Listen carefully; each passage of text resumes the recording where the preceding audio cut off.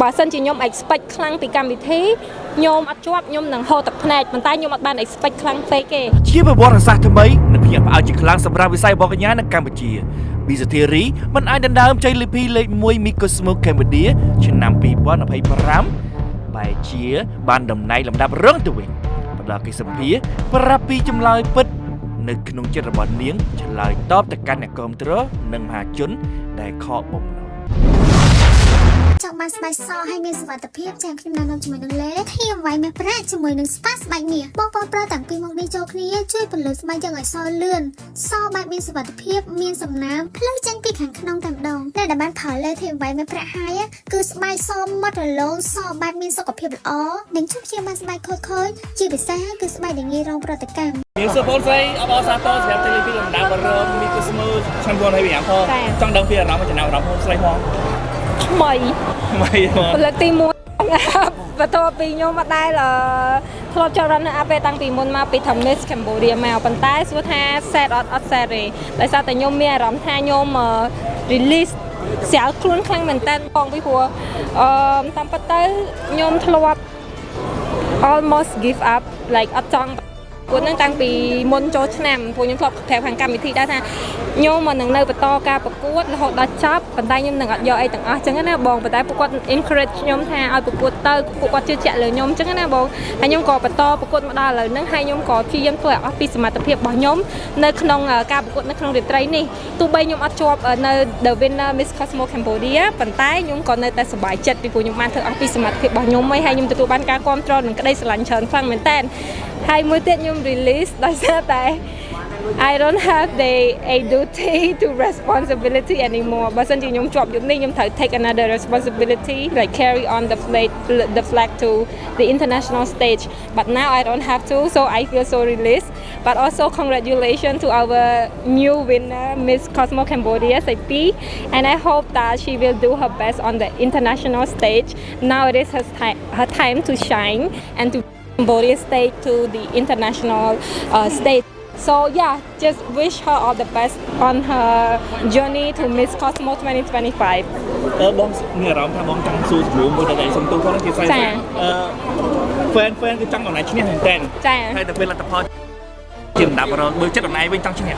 ចិត្តហ្មងចិត្តមិនចិត្តហ្មងដូចខ្ញុំនិយាយចឹងបងតាមពិតនៅ backstage មុនហ្នឹងបងក្រុមការងារក៏គាត់សួរខ្ញុំដែរថាខ្ញុំប្រាប់ថាខ្ញុំ nervous ខ្ញុំភ័យប៉ុន្តែខ្ញុំនឹងទទួលយកគ្រប់លទ្ធផលពីព្រោះដោយសារអីការប្រកួតវាតែងតែមានចាញ់មានឈ្នះហើយបើសួរថាខ្ញុំធ្វើល្អអស់ពីសមត្ថភាពរបស់ខ្ញុំអត់ខ្ញុំធ្វើអស់ហើយអញ្ចឹងទោះបីខ្ញុំបានធ្វើ first runner up ក៏ខ្ញុំអត់បញ្ហាទោះបីខ្ញុំជាប់ក៏ខ្ញុំសប្បាយចិត្តពីព្រោះដោយសារតែដូចខ្ញុំនិយាយចឹងខ្ញុំអត់ចាំបាច់ត្រូវមានទំនួលខុសត្រូវមួយទៀតដើម្បីទៅប្រកួតនៅ international stage ទេអញ្ចឹងខ្ញុំរៀង release ខ្ញុំជាប់ខ្ញុំនឹងត្រូវមានទំនួលខុសត្រូវមួយទៀតអញ្ចឹងខ្ញុំត្រូវរៀងហត់ជាងហ្នឹងអញ្ចឹងសម្រាប់ខ្ញុំគឺមានអារម្មណ៍ថាធូរស្រាលសម្រាប់ខ្លួនឯងហើយក៏ជូនប៉ោះសេពីដែរសម្រាប់ទំនួលខុសត្រូវមួយនេះពីព្រោះដោយសារខ្ញុំធ្លាប់មានទំនួលខុសមុនមកច្រើនហើយអញ្ចឹងទោះបីលើកនេះខ្ញុំអត់ជប់ប៉ុន្តែខ្ញុំនៅតែសប្បាយចិត្តហើយក៏អត់អរសាទរទៅកាន់ The Winner ដូចគ្នាបងចង់សួរជាមួយនេះផងដែរនៅពេលដែលប្រកួតវគ្គចុងក្រោយពេលហ្នឹងគឺហ្នឹងគឺមិនអូនឯងភ័យឬក៏ក្តាប់ចេញឬក៏យ៉ាងម៉េចអូនឬក៏មានចេតនានៅថាឲ្យឬក៏យ៉ាងម៉េចអូនគឺជាឲ្យ fan មកមួយ fan តាមពិតបើសួរថាខ្ញុំភ័យ of course បងខ្ញុំជឿជាក់ថាណាគេក៏ភ័យដែរបើសួរថាខ្ញុំដោយខ្ញុំក៏អត់ដឹងដែរប៉ុន្តែអ្វីដែលខ្ញុំបានធ្វើគឺខ្ញុំចេញពីចិត្តចេញពីបេះដូងរបស់ខ្ញុំវាមិនមែនជាអីដែលខ្ញុំ script ទុកអញ្ចឹងខ្ញុំមានអីខ្ញុំនិយាយណាស់អញ្ចឹងខ្ញុំសង្ឃឹមថានៅក្នុងប្រកួតនៅក្នុងថ្ងៃនេះអ្វីដែលខ្ញុំធ្វើនៅលើឆាកនឹងempower ទៅកាន់មនុស្សស្រីជាច្រើនដែលគាត់មើលមកខ្ញុំនិយាយចឹងថាខ្ញុំធ្លាប់ដួលច្រើនដងម្ដងទៀតក៏អត់អីដែរ it's fine so yeah I'm just happy for the result and I'm okay guys I don't cry so don't worry គំនិតរបស់បងអូនក្នុងការ debate ចុងក្រោយគំនិតដូចជាការកម្មវិធីរបស់បងអូនណាគឺជាការគិតមុនពេលប្រឡងឬក៏ពេលដែលគិតហើយនៅពេលដែលឆ្លើយសំណួរនៅពេលគេសួរឬក៏យ៉ាងណានៅពេលកម្មវិធីភ្លាមៗឬក៏យ៉ាងណាអរេបងកណិតហ្នឹងគឺខ្ញុំមានហើយពីព្រោះដោយសារអីគឺយើងត្រូវ prepare advocacy របស់យើងតាំងពីព្រោះដោយសារយើងមានប្រកួតវគ្គ preliminary interview អញ្ចឹងយើងក៏ prepare នៅ advocacy របស់យើងហើយហ្នឹងធ្លាប់គិតមកយូរហើយ ខ្ញុំសុំលើកបន្តិចនឹង inspire ចេញពីបង B ខាងសង្ក្រាន Studio ដែលសារតែគាត់ធ្លាប់ប្រាប់ខ្ញុំថាគាត់ចង់ធ្វើ talk show មួយខ្ញុំតែវាជាប្រភេទ talk show ផ្សេងឯដែលនិយាយពីរឿងអីផ្សេងអញ្ចឹងណាបងហើយខ្ញុំក៏នឹកឃើញរឿងណាចាគាត់ថាអូនឯងក្នុងនាមជាបងកញ្ញាជាមនុស្សម្នាក់ដែលមានអធិពលគេនឹងមើលអូនឯងច្រើនតាមរយៈ talk show មួយហ្នឹងអញ្ចឹងខ្ញុំក៏យកមកគិតបើសិនពួកនេះបើខ្ញុំរៀបចំ talk show មួយដែលអាច empower អ្នកដែលគាត់ចូលរួមកម្មវិធីពីព្រោះជាក់ស្ដែងនៅក្នុងកម្មវិធីហ្នឹងខ្ញុំចង់ធ្វើអញ្ចឹងមួយរយៈមុនដល់ពេលខ្ញុំ create program ហ្នឹងដែលខ្ញុំគិតនៅក្នុងចិត្តរបស់ខ្ញុំហើយខ្ញុំដាក់ឈ្មោះថា we listen we don't judge ហ្នឹងគឺដោយសារតែពេលហ្នឹងគឺល្បីមែនតើនៅ trend លើ TikTok ដែលគេ trend we listen we don't judge មិនថានៅក្នុងស្រុកខ្មែរឬក៏ international ទេអញ្ចឹងខ្ញុំក៏យកមកគិតថាបើយើងយកពាក្យមួយហ្នឹងយកពីការលេងសើចបែបសប្បាយនៅលើ social media យកវាមកបង្កើតជា program មួយដែលមានមនុស្សជាច្រើនដែលគាត់អាចចូលរួមបានតាមរយៈការ call ចូលរួមចែករំលែកនៅបទពិសោធន៍របស់គាត់ដែលគាត់បានធ្លាប់ឆ្លងកាត់ថាគាត់ពិបាកគេខ្លះហើយគាត់អត់ដឹងថាគាត់គួរតែមានដំណោះស្រាយបែបណាគាត់យើងជួយដោះស្រាយគាត់បានហើយសម្រាប់ខ្ញុំគិតមួយទៀតថានៅក្នុងកម្មវិធីហ្នឹងយើងនឹង invite នៅ special guest ដែលគាត់ជាអ្នកអាចនិយាយថា expert នៅក្នុងការឲ្យផ្ដល់នៅយោបល់ជួយលើកទឹកចិត្តនិយាយទៅគឺអ្នកដែលគាត់មានជំនាញច្បាស់លាស់នៅក្នុងការលើកទឹកចិត្តទៅកាន់អ្នកដែលគាត់កំពុងតែធ្លាក់និយាយទៅមិនមែនថាតែ women empowerment ទេបងនិយាយទៅគ្រប់វិបត្តិទាំងអស់ពួកគាត់អាច share ចែករំលែកនៅក្នុង program ហ្នឹងបាន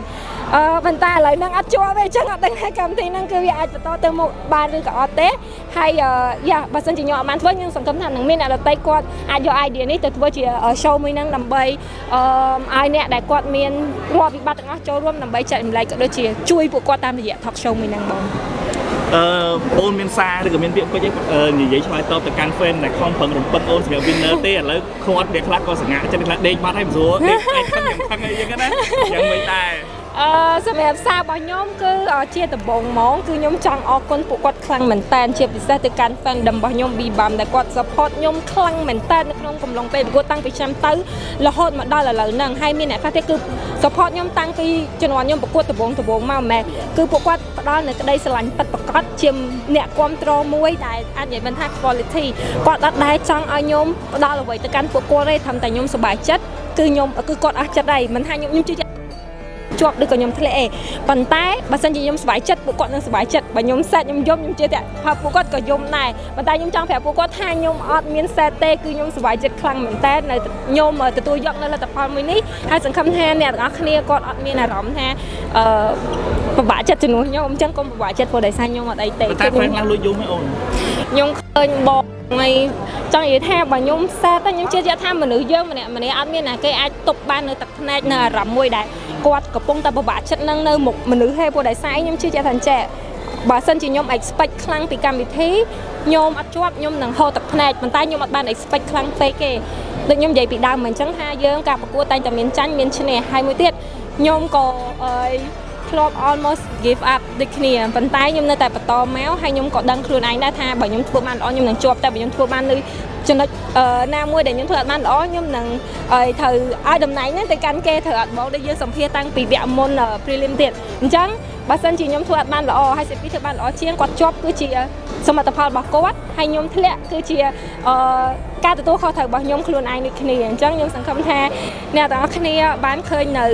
ការប្រកួតដ៏ស្វិតស្វាញនៅក្នុងរាត្រីនេះហើយអ្នក